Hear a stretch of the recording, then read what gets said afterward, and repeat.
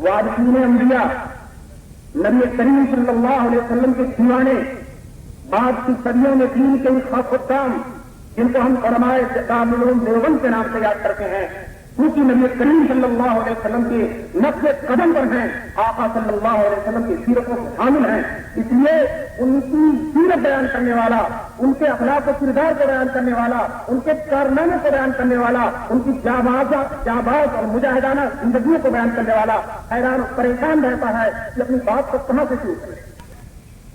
हदीस सही हदीस है, सहीहैन की हदीस है कि अल्लाह तबारक व तआला जब किसी बंदे से मोहब्बत फरमा लेते हैं, कुर्बान जाइए उस बंदे पर जो महबूब दो आलम का महबूब है, अल्लाह ताला जिससे मोहब्बत करने लगते हैं, जब अल्लाह उस बंदे से मोहब्बत करते हैं तो अल्लाह जिब्रील अमीन को बुलाकर कहते हैं कि जिब्रील, मैंने उस बंदे को अपना महबूब बना लिया है। फिर जिब्रील अमीन आर्शियों पर ऐलान करते हैं, फरिश्तों पर ऐलान करते हैं, बारगाह आलम बाला में ऐलान करते हैं कि ऐ फरिश्तों, ऐ कुर्सियों, अल्लाह ताला ने फला बंदे को अपना महबूब बना लिया है, तुम सब उसको अपना महबूब बना लो। इनाम से सारे कुर्सियां, सारे मलाइका उसको अपना महबूब बना लेते हैं। और फिर वो मोहब्बत इंसानों के दिलों में उतरती है और कोई दौलत, कोई कुव्वत, कोई ताकत, कोई सर्वत, कोई खौफ इंसानों के दिलों से उस मोहब्बत को नहीं मिला। दोस्तों, उलमाए देवबंद उन्हीं महबूबान बारगाह इलाही की एक जमात है जिनकी मकबूलियत का एक मजहर आप ये देख रहे हैं कि धूप है, परेशान है, प्याज से बेताब है, लेकिन उलमाए देवबंद का जिक्र खैर सुनने के लिए उनकी मोहब्बत में और उनके इश्क में आप अल्लाह के हाथ पूरी फरमा है, बेताब है, दीवाना है, उनके जिक्र को सुनना चाहते हैं। 19वीं सदी के बाद जब बर्र सगीर में मगरिबियत की अलगार हो गई, यूरोप की तहजीब का दाखिला हो गया, अंग्रेजों ने अपने कदम जमा लिए, तो उनकी पूरी कोशिश होती इस बात की कि नबी करीम सल्लल्लाहु अलैहि वसल्लम के दीन को इस बर्र सगीर से उसी तरह से खत्म कर दिया जाए जिस तरह से स्पेन से खत्म कर दिया गया, इस तरह से समरकंद और बुखारा से खत्म कर दिया गया।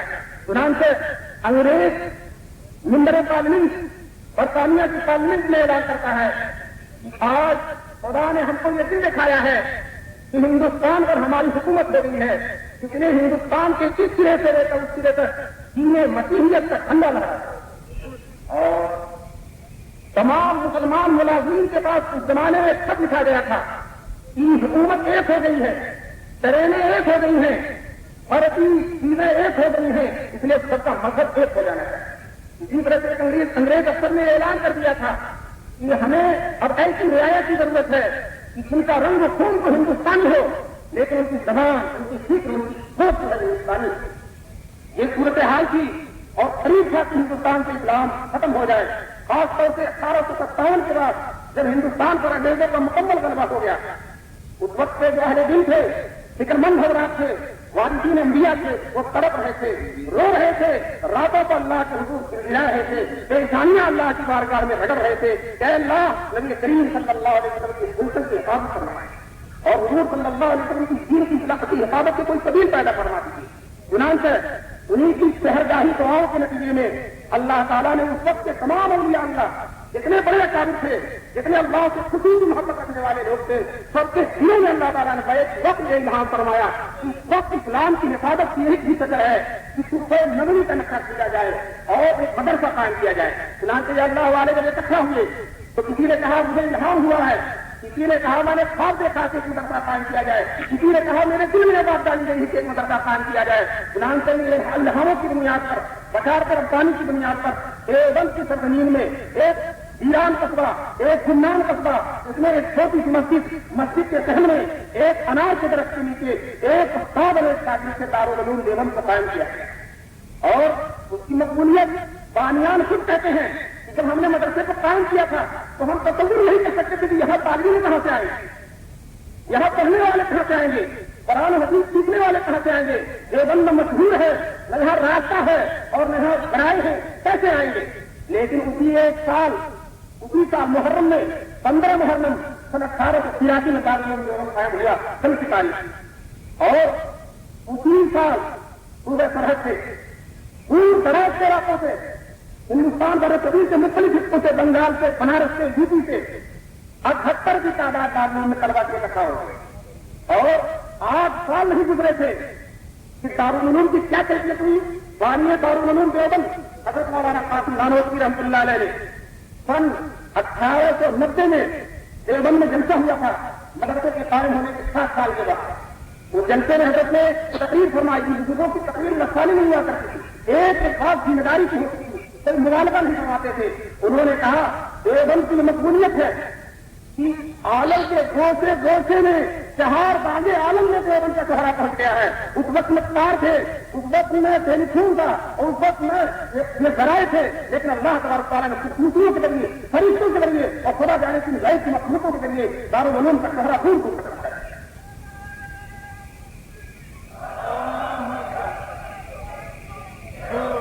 چنانچہ حضرت دانوی رحمۃ اللہ علیہ اپنی تقریر میں فرماتے ہیں کہ مکہ مدینہ کے اندر, مکے کے اندر کچھ طلبا پڑھتے تھے.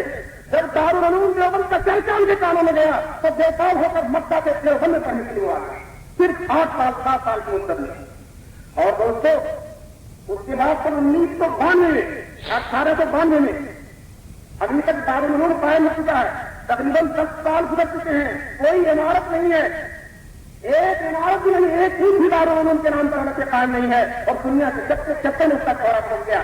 اسی سے پتا چلتا ہے کہ دارالعلوم کسی عمارت کا نام نہیں ہے, دارالعلوم کسی 4 چہارماری کا نام نہیں ہے, دارالعلوم ایک زبردست تحریک کا نام ہے.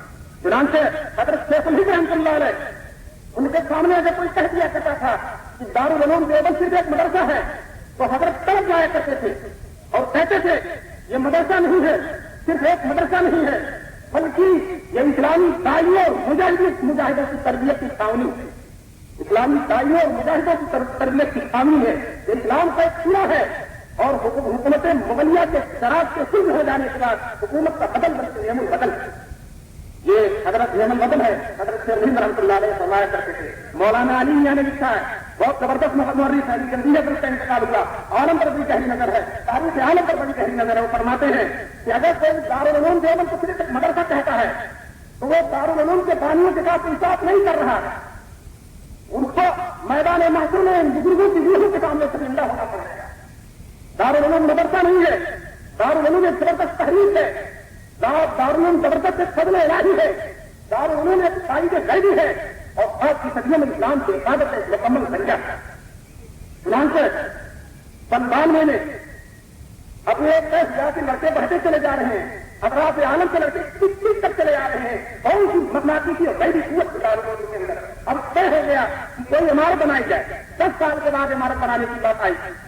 اس وقت کچھ بزرگوں نے اطلاع کیا کہ کیا ضرورت ہے عمارت کی, جامع مسجد کے حجرے کافی ہیں, لیکن حضرت دانوی کی دور دین نگاہیں دیکھ رہی تھی کہ دیوبند سب ایشیا نہیں بلکہ عالم کا سب سے بڑا ادارہ بننے والا ہے.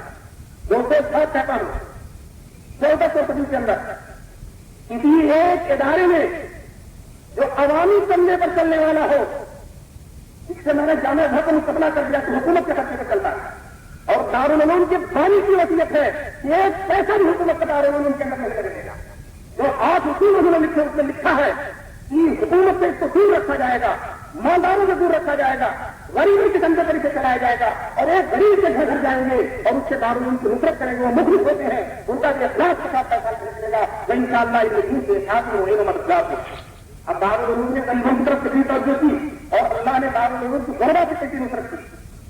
حضرت شیخ الاسلام مولانا حسین احمد مدنی رحمۃ اللہ علیہ کے زمانے میں نظام حیدرآباد دارالعلوم کو کچھ رقم دیا کرتے تھے. انگریزوں کے طرفدار ہو گئے تھے, انگریزوں نے ان پر دباؤ ڈالا اس مجاہد اسلام کو, اے نواب صاحب آپ اپنے اثر و رسوخ کے ذریعے دارالعلوم سے نکلوا دیجیے. چنانچہ نواب حیدرآباد نے خط لکھا حضرت حکیم الاسلام قاری محمد طیب صاحب رحمۃ اللہ علیہ کے بعد کہ دارالعلوم دیوبند سے شیخ الاسلام کو اگر الگ کر دیں گے تو میں جو امداد کرتا ہوں کہیں پوری طرح بڑھا دوں گا, بہت زیادہ کر دوں گا, اور اگر نہیں نکالتے ہیں تو میں امداد بند کر دوں گا. اگر قاری طیب صاحب رحمۃ اللہ علیہ حکیم الاسلام سے آپ جاننے والے جانتے ہیں, آپ نے ان کی تقریروں کو سنا اور کہا ہوگا. حضرت نے بڑا ہی حکیمانہ جواب یہ دیا کہ نظام صاحب دارالعلوم دیوبند حضرت شیخ الاسلام کو ہفتے میں 6 دن مدرسے کے اندر مقید رکھتا ہے, صرف 1 دن جمعے کی چھٹی دیتا ہے, اور وہ جمعے کا دن انگریزوں کی مخالفت میں کرتا ہوتا ہے. اگر ہم نکال دیں گے تو ان کا پورا ہفتہ خالی ہو جائے گا اور انگریزوں کا زبردست نقصان ہوگا. 30 سال میں جانا ہے تو 5 سال میں جانا پڑے گا. ایسا حکیمانہ جواب دیا قاری طیب صاحب نے. اس لیے حضرت نے کہا انگریزوں کا نیتی مفادات تو ہم نے نکالی. بات ہو گئی. قاری صاحب نے جواب دے دیا. شیخ الاسلام مولانا حسین احمد مدنی رحمۃ اللہ علیہ کو جب معلوم ہوا تو حضرت نے قاری طیب صاحب کو پوچھا کہ قاری صاحب آپ نے کیا جواب لکھا؟ قاری صاحب نے کہا کہ حضرت نے یہ جواب لکھا. سنیے شیخ الاسلام رحمۃ اللہ علیہ کیا فرماتے ہیں کہ نظام حیدرآباد کو ختم کیے کہ اب تک جتنا آپ نے پیسہ دارالعلوم کو دیا ہے سب کا حساب بھیج دیجیے. ابھی تھوڑا پیسہ آپ کا واپس کر دیا جائے. آپ سمجھتے ہیں کہ دارالعلوم دیوبند آپ کی امداد پر چل رہا ہے, یہ نصرت الہی پر چل رہا ہے, یہ خدا کے دین کے حکم محافظ ہے اور خدا اس کا مراد. یہ ہے مجاہدانہ جواب, ہوتا حکیمانہ جواب, اور یہ ہے مجاہدانہ جواب. بہرحال عرض یہ کر رہا تھا کہ 1990 میں 92 میں جب سنگ بنیاد کا جلسہ ہوا تو اعلان ہو گیا کہ جمعے کے بعد حضرت نانوتوی رحمۃ اللہ علیہ کا واز ہوگا اور واز کے بعد مدرسے کا سنگ بنیاد رکھا جائے گا. چنانچہ مراد آباد, میرٹھ, امروہہ, دور دراز سے لوگ اس مدرسے کی سنگ بنیاد میں شرکت کرنے کے لیے اور حضرت نانوتوی کا مبارک واز سننے کے لیے بےتابانہ وارا. چنانچہ محدثین نے لکھا ہے اس علاقے کا کوئی بزرگ, کوئی اللہ والا, کوئی عارف اللہ ہے کے خلاف میں شریک ہوا. اور دوستو حضرت کا واز ہوا, واز کے بعد سنگ بنیاد کی بات آئی. سب سے پہلی حضرت نانوتوی نے کہا اس شخص سے مبارک ہاتھوں سے رکھی جائے گی اس شخص نے کبھی گناہ کا خیال نہیں کیا, اس شخص کے ذہن میں کبھی گناہ کا خیال ہی نہ آیا ہو. جانتے ہو کون ہیں؟ دیوبند کے سید زادے سید میاں جی منع شاہ رحمۃ اللہ علیہ. حضرت نانوتوی ان کو لے آتے ہیں اور پہلی عید اس سے رکھواتے ہیں. دوستو جب پہلی عید رکھنے والے لوگ اتنے مبارک ہیں تو اس ادارے کی بابرکت کا عالم کیا ہے. چنانچہ دوسری عید کون رکھتا ہے؟ حاجی عابد حسین صاحب رکھتے ہیں, جن کے تقویٰ و طہارت کا کیا عالم. ایک دفعہ حضرت حاجی صاحب بڑے مظلوم تھے, کسی نے کہا حضرت کسی صاحبزادے کا انتقال ہو گیا, کوئی غم ہو گیا, کوئی آفت آ گئی, تو کہتے ہیں نہیں آج 27 سال کے بعد تقدیر اولا فوت ہو گئی. 27 سال کے بعد تقدیر اولا فوت ہو گئی. یہ دوستو اتنے بزرگ لوگ کہ 27 سال کے بعد تقدیر اولا فوت ہو گئی, جس پر ان کو کم ہو رہا ہے. یہ دوسری عید رکھنے والا ہے. تیسری عید کس نے رکھی؟ مجاہد زمانہ, محدث زمانہ, فقیہ زمانہ امام ابو حنیفہ شامی حضرت مولانا رشید احمد گنگوہی رحمۃ اللہ علیہ. حضرت نانوتوی رحمۃ اللہ علیہ ہر چیز میں پیچھے رہتے تھے, مجاہدے میں تو آگے رہتے تھے, لیکن جہاں نام ہونے کا مقام ہوتا تھا پیچھے رہتے تھے.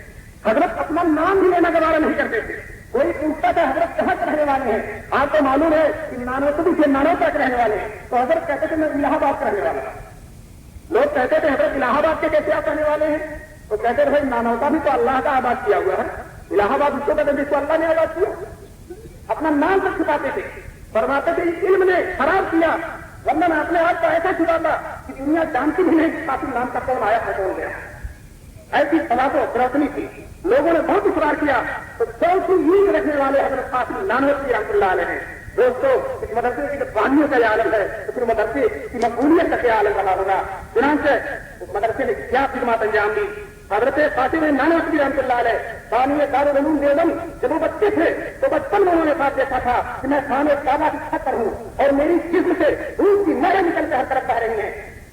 کسی عالم کامل نے خواب کی تعبیر بتلائی تھی, یہ بچہ بڑا ہو کر نبی کریم صلی اللہ علیہ وسلم کے دین کی ایسی خدمت کرے گا کہ دنیا کا کھوجا اس سے منور ہو جائے گا. ابھی آپ نے دارالعلوم دیوبند کے نائب محتمی قاری طیب صاحب کے بعد میں کبھی سنا تھا کہ امام حرم نے آ کر گواہی نہیں تھی دارالعلوم کے اندر کہ میں دنیا کے ہر ملک میں گیا اور جہاں بھی گیا دارالعلوم دیوبند کا خیر آفتاب و محتاج کی طرح چمکتا ملا. ابھی میں ایک واقعہ سناؤں. حیدرآباد کا علاقہ ہندوستان میں, اس میں جنگلات کا دور دراز کا علاقہ ہے, حکومت کے باغی رہتے ہیں, حکومت کے لوگوں کو مار کے چھپ جاتے ہیں, وہ گرفتار نہیں ہو پاتے. دور دراز صاحب اس میں سفر کر کے جاتے ہیں. جب جاتے ہیں تو کچھ دور کے بعد, کافی چلنے کے بعد ایک پہاڑ نظر آتا ہے, اور پہاڑ کے دامن میں ایک گاؤں نظر آیا. تو انہیں حیرت ہوئی, انہیں یہ حیرت ہوئی کہ یہاں بھی لوگ آباد ہیں, لیکن حیرت کی انتہا نہیں رہی. جب گاؤں سے اور قریب پہنچے تو مینارہ چمکتا ہوا نظر آ رہا مسجد کا. انہیں بڑی خوشی ہوئی کہ نبی کریم صلی اللہ علیہ وسلم کے دیوانے یہاں تک پہنچے ہوئے, اس جنگل میں بھی پہنچے ہوئے. خوشی کی انتہا نہیں رہی. جب مسجد کے اندر جاتے ہیں دیکھتے ہیں کہ ایک مولوی صاحب بچوں کو قرآن کریم پڑھا رہے ہیں, بچوں کو قرآن کریم پڑھا رہے ہیں. بڑی خوشی ہوئی کہ یہاں بھی نغمہ قرآن گونج رہا ہے. چنانچہ مولوی صاحب سے جا کر پوچھتے ہیں حضرت آپ کہاں سے فارغ ہیں؟ مولوی صاحب کہتے ہیں دارالعلوم دیوبند کا فرق ہے،